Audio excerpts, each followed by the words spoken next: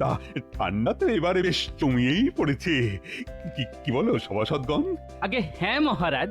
এই শীতের হাত থেকে বাঁচতে হলে আমাদের প্রত্যেককে নিজেদের স্বাস্থ্যের প্রতি সচেতন হতে হবে। হ্যাঁ হ্যাঁ হ্যাঁ, ঠিকই তো সবাইকে মধু খেতে হবে, গরম কাপড় পরতে হবে। মহারাজ, ওই গরম কাপড়ের কথা বলতে মনে পড়লো, ওই যে আপনি যে মন্ত্রী মশাইকে রাজ্যের সবাইকে কম্বল দেওয়ার জন্য বেশ অনেক মোহর দিয়েছিলেন, সেটার কি হলো মহারাজ? এই মরেছে, হঠাৎ করে এই কথা গোপালের কেন মনে পড়লো? হ্যাঁ হ্যাঁ, ঠিকই তো।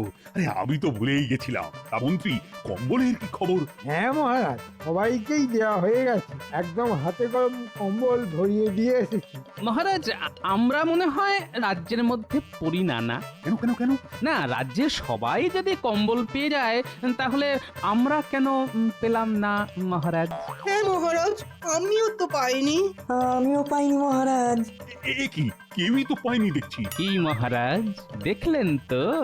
এই তো এতক্ষণ সবাই চুপ ছিল, যেই গোপাল কথা বলেছে আর সবার মুখ চালু। হ্যাঁ মানে মানে মহারাজ, মানে ওই আর কয়েকটা বাড়ি বাকি ছিল, এই আমি কালকেই দিয়ে দেবো সবাইকে। পথে এসো চাঁদ বদন, পথে এসো। হ্যাঁ হ্যাঁ হ্যাঁ, কালকে যেন শুনি সবাইকে দেওয়া হয়ে গেছে। শীত প্রায় পেরিয়ে গেল, এখনো কেউ কম্বল পেল না। হ্যাঁ মহারাজ, সামনেই তো সরস্বতী পুজো। আমি তো ভাবছি এবার পুজোয় আপনার দেওয়া নতুন কম্বল মুড়ি দিয়ে অঞ্জলি দেব। তাহলে মোটামুটি সবার বাড়িতেই কম্বল দেওয়া হয়ে গেল, কি বলেন? হ্যাঁ, সেই সকাল থেকে শুরু হয়েছে, এইমাত্র শেষ হলো। সব হয়েছে এই গোপালের জন্য। গোপালকে আমি মজা দেখাচ্ছি। সে তো আপনি সারা জীবন ধরেই গোপালকে মজা দেখালেন। না, আমি গোপালকে চিনে নিয়েছি, এখন ভালো করে চিনে নিয়েছি। শোন, গোপালের জান প্রাণ হলো ওর ওই ছোট ছোট নাতি নাতনিরা, আর ওই নাতি নাতনিদের দিয়েই গোপালকে জব্দ করতে হবে।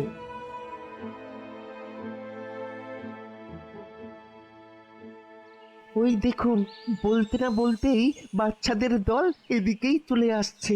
এই যে মন্ত্রী মশাই, দিন দিন সরস্বতী পুজোর চাঁদাটা দিন। বাবা, তোরা নিজেরাই এবারে সরস্বতী পুজো করছিস নাকি? হ্যাঁ হ্যাঁ মন্ত্রী মশাই, পড়াশোনা করছি, অল্প বয়স, এই সময় সরস্বতী পুজো করব না? এই তো পেয়েছি, গোপালকে জব্দ করার একটা বুদ্ধি পেয়েছি। একই, তাহলে তোরা চাঁদা কেন তুলছিস? তোরা একটা খবর শুনিসনি? কি খবর মন্ত্রী মশাই? আরে, তোদের গোপাল দাদু নিজেই তো বিশাল করে সরস্বতী পুজো করছে, তোদের বলেনি নাকি? কই না তো। ও, তোদের তাহলে এখনো বলেনি, আমাকে তো কয়েকদিন আগেই বলেছে। তোরা এক কাজ কর, বুঝলি? কি কাজ মন্ত্রী মশাই? তোরা গোটা রাজ্যের লোককে প্রসাদ খাবার নিমন্ত্রণ করে দে, তাতে গোপালের একটু সাহায্য হবে। আসলে একা মানুষ তো, কত দিক সামলাবে বল? ও, এই ব্যাপার। নিশ্চয় নিশ্চয়। যা যা, তোরা নিমন্ত্রণটা সেরে ফেল। ঠিক আছে, এক্ষুনি যাচ্ছি।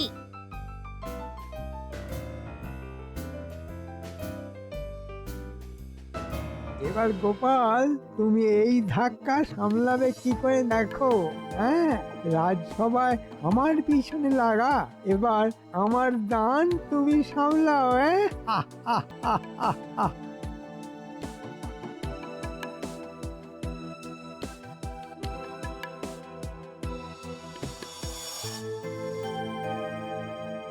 মন্ত্রী, তুমি সবাইকে কম্বল দিয়েছো? হ্যাঁ মহারাজ, সবাইকে দিয়েছি। একটা কথা আছে মহারাজ, কি আবার কথা? এবার সরস্বতী পুজোতে আমরা সবাই একসাথে গোপালের বাড়ি যাব। কেন কেন কেন? সরস্বতী পুজোয় গোপালের বাড়িতে কেন? গোপাল আবার কি পুজো করছে না? পুজো মানে একেবারে জাঁকিয়ে পুজো, ধুমধাম করে পুজো। জানেন, গোপাল আমাকে বলেছে ওর যাতে আরো বুদ্ধি হয়, তাই মায়ের কাছে মানসিক ছিল এবছর পুজো করবে। গোপাল, সত্যি তো তোমার এত বুদ্ধির আসল কারণটা এবারে আমি জানলাম। তুমি মা সরস্বতীর বন্দনা করবে, তোমার বুদ্ধি বাড়বে, এ তো খুব ভালো কথা। আর গোপাল, আমরা যাচ্ছি তো। আর বলবেন না মহারাজ, গোটা রাজ্য জুড়ে সবাইকেই নিমন্ত্রণ করেছে, শুধু আমরাই এখন অব্দি বাকি। ও, তার মানে মন্ত্রীর আমাকে ফাঁসানোর মতলব, হ্যাঁ? ঠিক আছে ঠিক আছে। আসলে মহারাজ, কাল বিকেলে মন্ত্রী মশাই আমাকে বলছিলেন যে আমার এত বুদ্ধি কোথা থেকে আসে। তা আমি তখন বললাম মা সরস্বতীর পুজো করুন, দেখবেন আপনার মাথাতেও গড়গড় করে বুদ্ধি চলে আসবে। তখন উনি বললেন ঠিক আছে, তুমি তাহলে পুজোটা করো আর আমি সবার খাওয়া দাওয়ার খরচাটা দেব, যদি মা সরস্বতী খুশি হয়ে আমার মাথাতে একটু বুদ্ধি দেন। দেখছেন তো মহারাজ, এখন কেমন শুধু আমার কথা বলছে গোপাল। আচ্ছা গোপাল, আমি আবার কবে তোমাকে এই সব কথা বললাম? কেন, কালকেই তো বিকেলে, যখন আমি আপনাকে পুজো করার কথা বললাম। ঠিক সেই সময়ই তো। শুধু ভুলে যান মন্ত্রী মশাই, একটু এই ব্রাহ্মী রস খান, দেখবেন মাথার স্মৃতি শক্তি বাড়বে। গোপালের পুজো, মন্ত্রীর খাওয়া দাওয়া, ঠিক আছে ঠিক আছে। আমি একটা কথা বলি, তোমরা দুজনে মিলে তাহলে রাজবাড়িতেই পুজোটা করো। মন্ত্রী যখন এত লোকজন খাওয়াবে তখন নিশ্চয়ই বড় জায়গারও দরকার হবে। একদম মহারাজ, অনেক বড় জায়গা। এই মন্ত্রীকে ছাড়া যাবে না, না হলে কোথাও পালিয়ে যাবে। মন্ত্রীকে দিয়েই খাওয়ার খরচা তুলবো। আচ্ছা মহারাজ, অনেক ধন্যবাদ আপনাকে। তাহলে আজকে কি সিদ্ধান্ত নেওয়া হলো মন্ত্রী? কি মহারাজ? মানে গোপাল যে পুজোটা করবে সেটা রাজবাড়িতেই হবে, আর গোপালের দায়িত্ব পুজোর জিনিসপত্র কেনা, আর তোমার দায়িত্ব রাজ্যের সবাইকে ভোজ খাওয়ানো। আগে মানে মন্ত্রী মশাই, আমরা জানি আপনি দয়ালু মানুষ, এত লজ্জা পাবেন না। আচ্ছা সভাসদগণ, আজকে তাহলে সভা এইটুকুই থাক।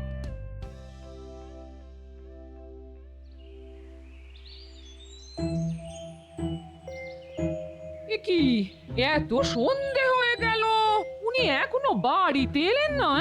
এ জানে বাবা, আজকে রাজসভায় কি এত বৈঠক চলছে? যাই, আমি বরং বাচ্চাগুলোর একটু খোঁজ লাগাই। হ্যাঁ,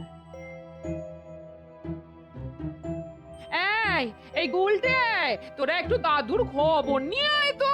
সেই সকালে গেছে, এখনো তোদের দাদু আসলো না। আমি তো কিছুই বুঝতে পারছি না। ঠিক আছে দিদা, আমরা এক্ষুনি খবর নিয়ে আসছি।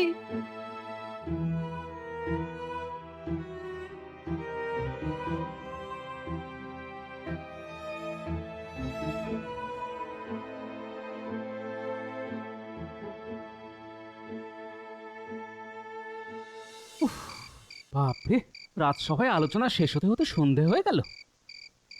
না, কিছু একটা করতেই হবে। বেটা মন্ত্রী আমাকে ভেবেছিল ফাঁদে ফেলে মজা লুটবে, কিন্তু উল্টে মন্ত্রীকেই ফাঁসিয়ে দিয়েছি। কি গো দাদু, তুমি কি নিজের ঘর বাড়ি সবকিছু ভুলে গেলে নাকি?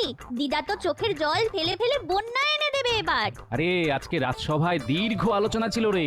শোন, তোদের সাথে যখন দেখা হলো তখন ভালোই হয়েছে। না না দাদু, তুমি বলার আগে আমাদেরও তোমার সাথে অনেক কথা আছে। তুমি আমাদেরকে না বলে নিজের বাড়িতে ধুমধাম করে পুজো করছো শুনলাম। আরে না না, আমি বাড়িতে পুজো করছি না। মন্ত্রী আমাকে বিপদে ফেলার জন্য ওসব বানিয়ে বানিয়ে নিশ্চয়ই বলেছে। যাই হোক, আমিও প্যাঁচে ফেলে মন্ত্রীকেও বিপদে ফেলে দিয়েছি। এই বলেছে দাদু, আমরা তো গ্রাম জুড়ে লোকজনকে নিমন্ত্রণ করে ফেলেছি। সে ভালোই করেছিস, ভালোই করেছিস, কারণ পুজোর খরচা আমি দিলেও লোকজনকে প্রসাদ খাওয়ানোর দায়িত্ব মন্ত্রী মশাইয়ের। তোমার বাড়িতে পুজো হবে, মন্ত্রী মশাই খাওয়াবে, পুরো ব্যাপারটাই কিরকম খিচুড়ি হয়ে যাচ্ছে। শোন, পুজোটা আমার বাড়িতে না, রাজবাড়িতেই হবে। আমি পুজোর বন্দোবস্ত করব, আর মন্ত্রী মশাই খাওয়ানো দাওয়ানোর যাবতীয় খরচা দেবেন। কিন্তু আমরা তো সবাইকে তোমার বাড়িতে আসতে বলে দিয়েছি। তোরা সবাইকে বলে দিবি আমাদের বাড়ির পুজোটা একেবারে রাজবাড়িতেই হচ্ছে, আর পুজোতে সকলের জন্য দারুণ খাওয়া দাওয়ার বন্দোবস্ত রয়েছে। সবাই যেন এসে পুজো দেখে পেট পুরে খেয়ে যায়। আচ্ছা দাদু, আমরা তোমার কথা মতন আবার সকলের বাড়িতে বাড়িতে গিয়ে পরে আসবো। যা, তাড়াতাড়ি চলে যা, আর দিদাকে বলে দিস দাদুর একটু দেরি হবে, আমাকে এখন একটু অন্য কাজে যেতে হবে। ঠিক আছে দাদু।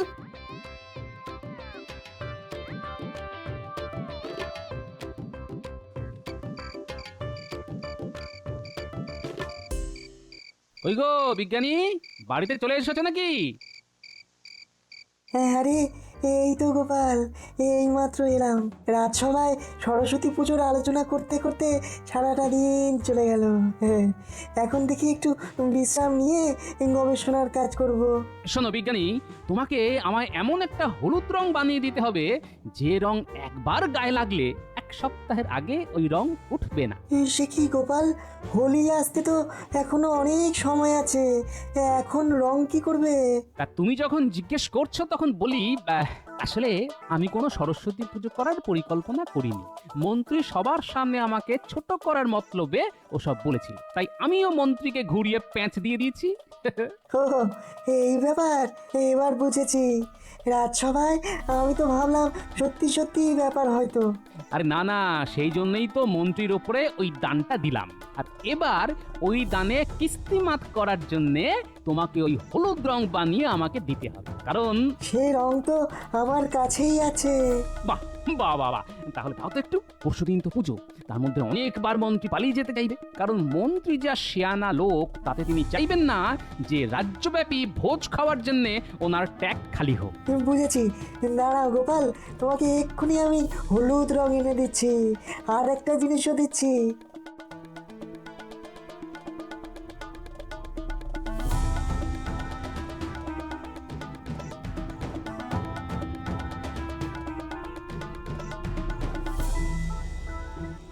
এই নাও গোপাল, এই নাও হলুদ রং, আর এই যে 1 জোড়া দস্তানা। রং যে মাখাবে সে যেন অবশ্যই এই দস্তানা পরে মাখায়, নইলে কিন্তু তার হাত থেকেও সপ্তাহখানেক রং উঠবে না। আচ্ছা বিজ্ঞানী, তোমাকে যে কি বলে ধন্যবাদ জানাবো সেটা বলে বোঝাতে পারবো না। আর ঠিক আছে, ঠিক আছে, আর কেউ থাকুক না থাকুক, একটা কথা মনে রেখো যে আমি তোমার পাশেই আছি। হ্যাঁ, সেই কারণের জন্যই তো তোমার উপরে এত ভরসা করি বিজ্ঞানী, আর কোনো দরকার পড়লেই তোমাকে বলি।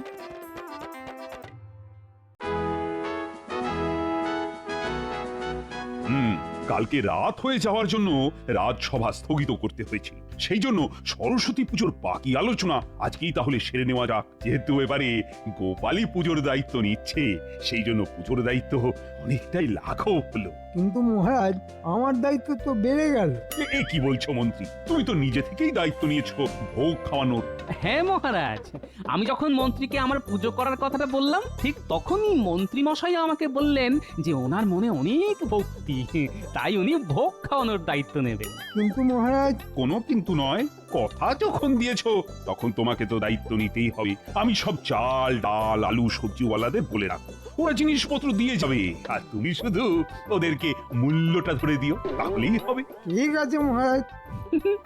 মন্ত্রী মশাই যেভাবে মুখ ভার করছে তাতে মনে হচ্ছে মন্ত্রী মশাইয়ের কোনো ইচ্ছেই নেই, তাহলে কাজটা করতেই হবে।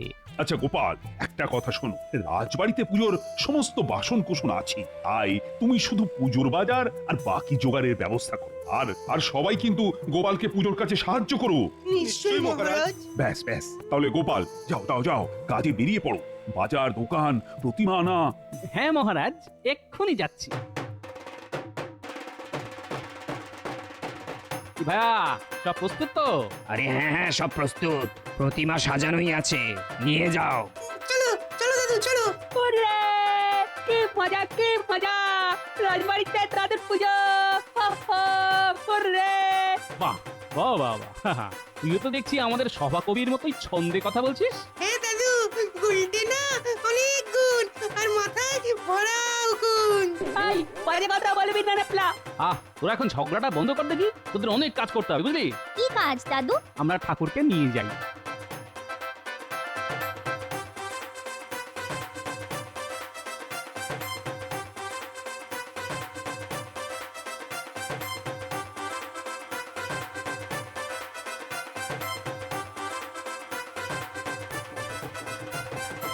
ব্যাস, ঠাকুর স্থাপন হয়ে গেল, কালকে পুজো। হ্যাঁ দাদু, অঞ্জলি হবে, খাওয়া দাওয়া হবে, দারুণ মজা হবে।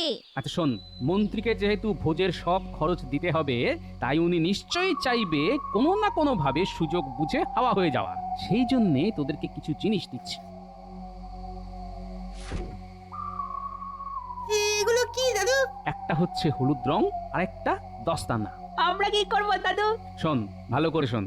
যেহেতু মন্ত্রীমশাই চেষ্টা করবে যেন তেন প্রকারেণ পুজোর আগে হাওয়া হওয়ার, তাই তোরা মন্ত্রীর বাড়িতে আগে ভাগে যাবি, গিয়ে এই দস্তানা পরে কাঁচা হলুদের সাথে এই হলুদ রং মিশিয়ে মন্ত্রীমশাইকে মাখিয়ে দিবি, আর কিছু একটা অজুহাত দিয়ে দিবি, ঠিক আছে? ঠিক আছে দাদু, এইসব বুদ্ধিতে আমরা একেবারে সিদ্ধ হস্ত, তোমাকে কোনো চিন্তা করতে হবে না। মন্ত্রীমশাই, আপনি চলেন ডালে ডালে, আর আমি চলি পাতায় পাতায়। এতদিন ধরে আপনার পাশে পাশে থেকে আপনার সব চিন্তা ভাবনা অলপ করে বলে দিতে পারি। যা, তোরা তাড়াতাড়ি কাজে লেগে পড়, যা।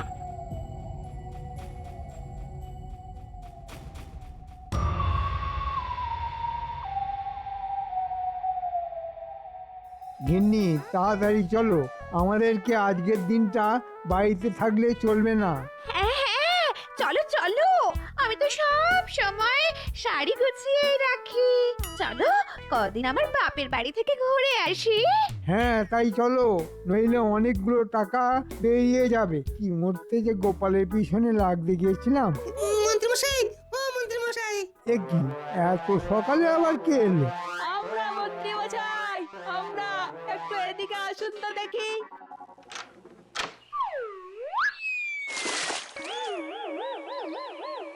হায় হায় হায় রে, সকাল সকাল এটা তোরা কি করলি? আজকে তো সরস্বতী পুজো, ভোরবেলা কাঁচা হলুদ বাটা আর সর্ষের তেল মেখে স্নান করতে হয়, তাহলে সারা শরীর ফর্সা হয়ে যায়।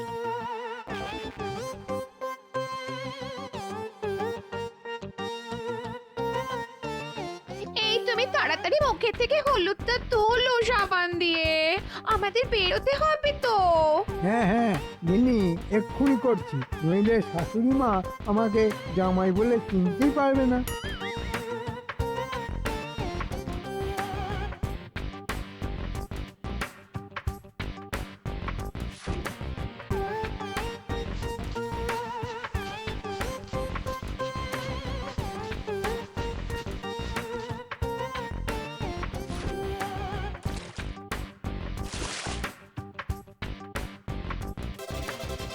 ও গিন্নি, এটা কি হলো? কি এটা কি হলো? মুখ থেকে হলুদ তো উঠছে না। হলুদ উঠছে না মানে? ভালো করে সাবান দিয়ে ঘষো। তখন থেকে ঘষছি তো, কিন্তু হলুদ তো ওটার বদলে সারা মুখ, হাত, গলায় ছড়িয়ে গেছে। সে কি কাণ্ড! একটু পরেই তো পুজো শুরু হয়ে যাবে, মহারাজ নিশ্চয়ই ভোগ খাওয়ানোর অর্থ চাইতে আসবেন। ও গিন্নি, গিন্নি, অত অর্থ আমি কোথায় পাবো? আর এই হলুদ মুখ নিয়ে আমি কিভাবে বেরোবো?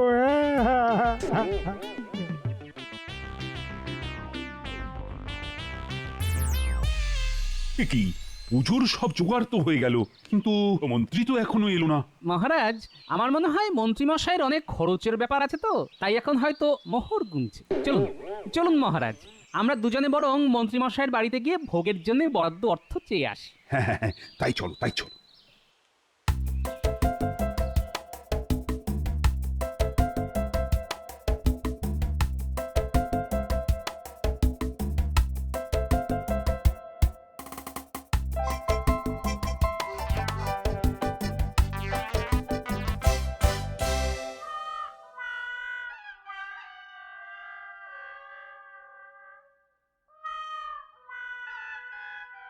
কি মন্ত্রীমশাই, আপনার পুরো মুখ হলুদ, এবার এই হলুদ মুখ নিয়ে বাইরে বের হবেন কি করে? মহারাজ, গোপালের নাতি নাতনিরা আমার এই অবস্থা করেছে।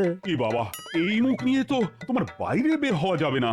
হ্যাঁ মহারাজ, ভেবেছিলাম একটু শ্বশুর বাড়ি যাবো, মানে মানে মানে ওই পুজো মণ্ডপে যাবো। এই তো দেখলেন, মুখ ফসকে আসল কথাটা বেরিয়ে গেল তো মন্ত্রীমশাই। আমি রাজসভার মধ্যেই আন্দাজ করতে পেরেছিলাম যে আপনি মনে মনে পালানোর পথ খুঁজছেন। ও সব শুনবো না মন্ত্রী, দাও দাও, ভোগের সব আয়োজন হয়ে গেছে, 700 মোহর খরচ হয়েছে, ওটা মিটিয়ে দাও। অতগুলো মোহর তো আমার কাছে নেই মহারাজ। মহারাজ, মন্ত্রীমশাই কিন্তু চালাকি করছে, আপনি ছাড়বেন না। হ্যাঁ হ্যাঁ হ্যাঁ, তুমি এখন না দিলে তোমার 3 মাসের বেতন কাটা যাবে। ওরে বাবা রে, ওরে বাবা, দিচ্ছি মহারাজ, দিচ্ছি।